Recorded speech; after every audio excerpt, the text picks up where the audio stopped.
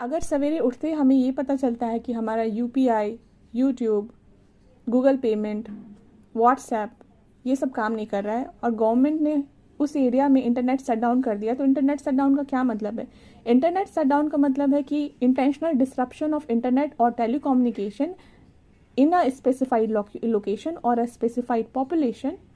to control the flow of information। जो right to know है, right to be informed है, वो supreme court ने कई बार कहा है कि हमारे पास इंफॉर्मेशन का राइट है। वो इंफॉर्मेशन का राइट एक तरीके से एक्सप्रेस नहीं है, बट वो right to speech and expression under article 19(1)(a) के अंतर्गत ही आता है। और इस पर जब रिजनेबल रिस्ट्रिक्शंस लगाया जा सकता है 19(2) में, तो वो decency, morality, incitement of offence को रोकने के लिए, sovereignty of India, integrity of India को मेंटेन करने के लिए, पब्लिक ऑर्डर में लगाया जा सकता है, friendly relation to with the foreign states. ये सारे रीजंस के कारण अगर ये रिजनेबल रिस्ट्रिक्शंस है तो ये रिस्ट्रिक्शंस लगाए जा सकते हैं।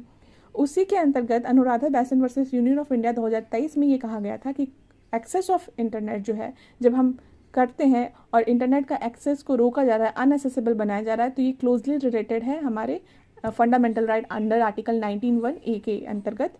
तो इसीलिए अगर कोर्ट रिस्ट्रिक्शन, गवर्नमेंट रिस्ट्रिक्शंस लगा रही है, तो ये रिस्ट्रिक्शन का order is subject to judicial review. और ये जुडिशियल रिव्यू के तहत ही जो रिट पिटिशन फाइल किया जाता है before the supreme court under article 32 and under article 226 before the high court,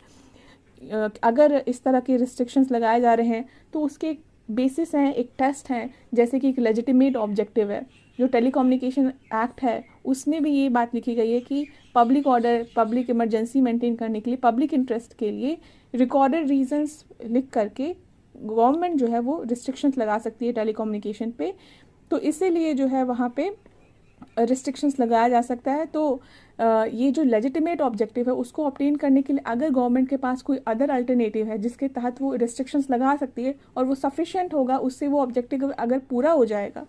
तो वो गवर्नमेंट को वो मेथड अप्लाई करना चाहिए। सो इसीलिए अगर अनजस्टिफिएबल